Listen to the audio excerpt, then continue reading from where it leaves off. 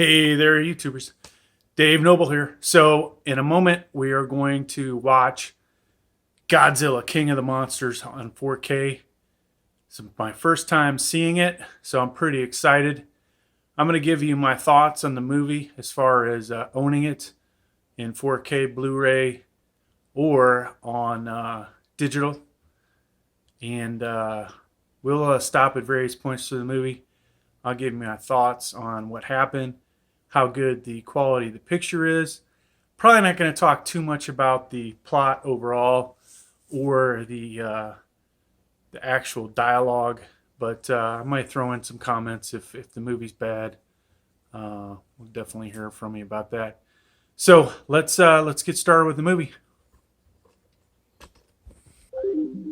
All right, so firing up the Roku. Mine has a tendency to overheat, so I've got to shut it off at the end of the day. All right, though I do have this on order. It was basically, if you buy it through Vudu, you will get the early release copy digitally. Then you'll get the 4K Blu-ray, and digital code. And you can see, if you go into my collection here, all 1,531 movies that I have. There is Godzilla. Also have The Secret Life of Pets 2, which I got recently, which is probably going to be pretty entertaining. In a moment, I will shut the lights off and get this. All right, so the movie is loading up, and like I said, I will pause in different spots along the movie. One thing I got to say, this effect here,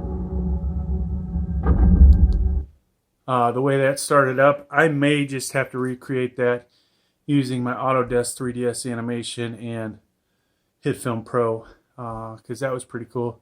Of course, I won't use the Warner Brothers thing. I will do something else. Probably my name or something.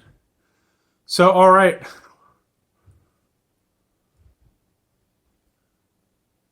All right, so we stopped 41 minutes into it, and you'll see just flash by UHD, Atmos sound.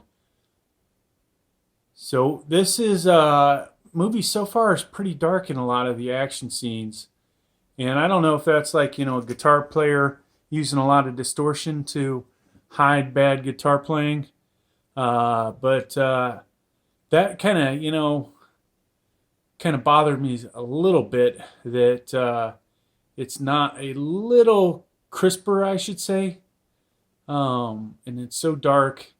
Now, those of you that have your OLED TVs and your QLED TVs, you are going to really appreciate this picture, more so than the people that just have regular old 4K TVs, as but definitely notice the darks and the blacks will be much more dominant, and the contrast will be better, and all the other great things you get with those TVs.